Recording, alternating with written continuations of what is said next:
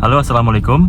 Di video kali ini saya akan bagikan tips gimana caranya nyebrang di pertigaan yang menanjak. Nah, kebetulan di depan ada pertigaan dengan menggunakan mobil Daihatsu Ayla 1200cc. Jadi yang terpenting kita bisa menguasai teknik stop and go ya di tanjakan, agar tidak kesulitan nantinya untuk merayap di kondisi jalan menanjak. Nah, karena tanjakannya tidak terlalu tinggi, jadi saya tidak menggunakan rem tangan, jadi cukup menggunakan rem kaki saja. Nah, jadi kalau misalnya kondisinya udah berhenti seperti ini, langkah awalnya tetap harus angkat kopling sampai ketemu getaran atau dorongan, lalu mainkan gas tipis-tipis. Nah, tapi ingat kopling tetap setengah aja ya. Nah, kalau situasinya belum aman, kita rem lagi, injak koplingnya full. Kalau kira-kira ada peluang untuk masuk, angkat lagi kopling setengah sampai ketemu dorongan atau getaran ya. Nah, setelah Innova nih ada peluang, lepas rem kaki, gas. Oke. Jangan lupa juga lihat dari arah kiri. Kebetulan ada yang mau masuk, jadi aman. Nah, sambil dibarengi angkat koplingnya. Oke, jadi untuk poin utamanya adalah koplingnya tahan setengah, jangan buru-buru langsung dilepas habis. Jadi tahan kopling setengah dan mainkan gasnya sedikit-sedikit. Jangan sampai RPM-nya terlalu tinggi naiknya. Oke. Terus untuk tips oper gigi waktu tanjakan seperti ini, minimal RPM nyentuh angka 3 atau 3000 RPM, baru kita boleh oper gigi naik. Contoh gigi 1 sekarang, oper ke gigi 2. Kopling full, oper gigi 2, angkat kopling, gas kembali. Gitu. Jadi supaya nggak kehilangan momentum, jadi kita buat RPM-nya ke angka 3 atau 3000 minimal, baru boleh oper giginya naik. Oke. Di depan mulai macet, kita rem dulu. Setelah dekat baru injak kopling dan ganti gigi 1. Jadi kecepatannya agak tinggi, kita mainkan rem dulu. Setelah mobilnya pelan, kira-kira pelan, baru injak koplingnya. Dan jangan lupa turunkan ke gigi rendah atau gigi 1.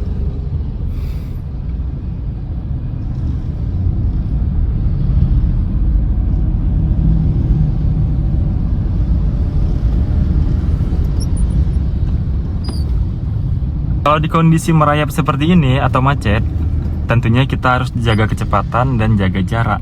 Nah, untuk jarak amannya sama kendaraan di depan, minimal kita masih bisa melihat roda belakang mobil yang di depan. Jadi kalau misalnya roda belakangnya udah mulai nggak kelihatan, langsung kita injak kopling lalu direm. Karena kondisinya pelan, jadi harus kopling dulu baru rem. Oke, ini masih setengah kopling.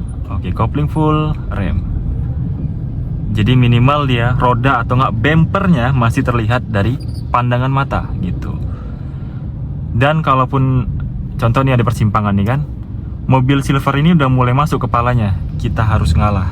Jadi harus punya rasa toleransi di jalan. Jadi jangan arogan ya, jangan terburu-buru.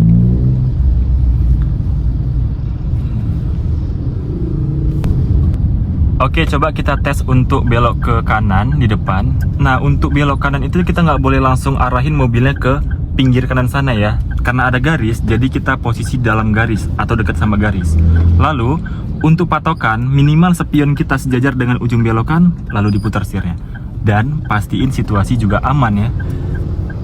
Nah, seperti ini. Dan pilihlah jalur sendiri atau jalur yang sebelah kiri. Jangan pernah ngambil jalur yang kanan, kecuali satu arah gitu. Karena kebanyakan kadang-kadang ya masih banyak di jalan ketika pertigaan gitu, dari jauh dia udah mulai ngambil kanan. Sebenarnya kalau di jalan raya alasannya apa? Alasannya buru-buru, pengen cepat. Kalau pengen buru-buru atau pengen cepat, ya boleh aja naik ambulan atau naik mobil patwal. Jadi untuk etika berbelok di pertigaan, apalagi belok kanan, jangan dari jauh kita langsung ambil ke kanan. Minimal dia di tengah-tengah dulu, dan di depan persimpangannya baru kita belok. Itu pun harus lihat situasi ya, dan pastiin situasi juga aman. Nah, contoh di depan kita coba belok ke kanan lagi, lampu sen terutama yang paling penting. Dan untuk posisi gigi, karena ini harus nyebrang ke sana, kita gunain gigi 1. Oke, Dan posisi di sini dulu ya, di lajur kiri. Nanti kira-kira spion kita agak sejajar dengan ujung belokan, mulai diputar setirnya ke arah kanan. Dan jangan sampai mentok banget. Pilihlah jalur sendiri di sebelah kiri. Oke, RPM udah mulai naik, oper ke gigi 2.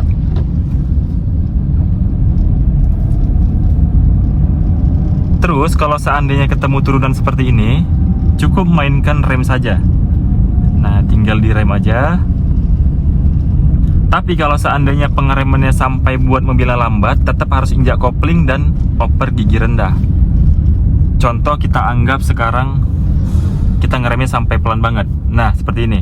Injak kopling lalu ganti ke gigi 1. Karena kalau kita rem terus menerus sampai mobilnya pelan, nantinya bakal ada titik getarnya. Itulah yang membuat kadang-kadang pemula jadi panik.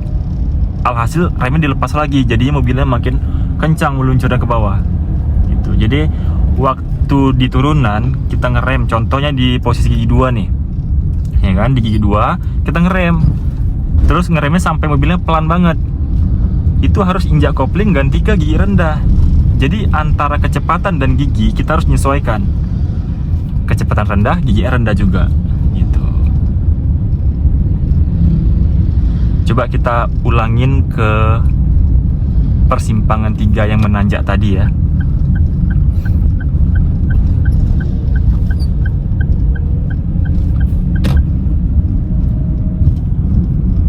Jadi untuk posisi menanjak sebenarnya kita kuasain aja teknik stop and go yang baik. Jadi untuk pemula sebelum ke jalan yang menanjak, alangkah lebih baiknya kita harus latihan dulu. Latihan ngerasain jarak kopling sampai dapat titik geseknya atau titik getarnya. Itu dulu yang terpenting. Jadi pelan-pelan dirasa-rasain titik geseknya seberapa. Nah, itu yang terpenting. Jangan langsung terjun ke jalan yang ramai, nanti bakal panik. Nah, untuk tips seperti ini kan kita papasan kan, kita harus lihat ya siapa yang dapat space, dia yang ngalah. Karena kita dapat space untuk ke kiri, jadi kita yang mengalah ke kiri. Nah, lalu kita lanjut lagi jalan. Karena kalau dipaksain jalan terus, sedangkan di kiri tadi ada motor, kita bakal nabrak motor, nggak bisa lewat. Jadi nggak boleh egois ya di jalan sempit ya. Jadi untuk di jalan sempit kita harus pengertian, toleransi. Siapa yang dapat space, dialah yang ngalah. Nah, kalau untuk ukuran jalan seperti ini masih bisa nih papasan, tanpa harus terlalu ngalah banget ke kiri. Yang penting pelan ya. Dan kalau udah pelan, wajib gigi 1. Jangan lagi gigi 2.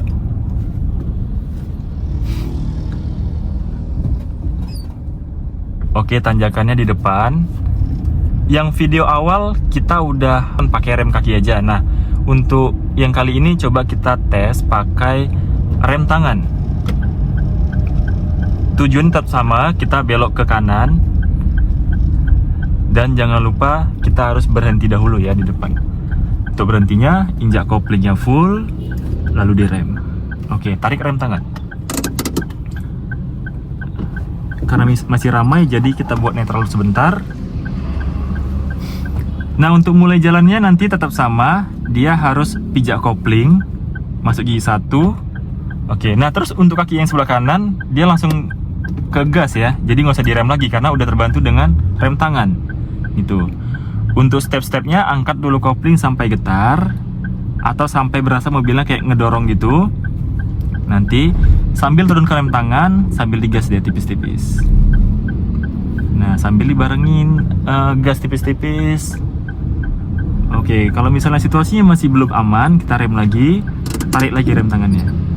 Nah, angkat kopling sampai getar, rem tangan turunkan perlahan, lalu gas tipis-tipis. Oke.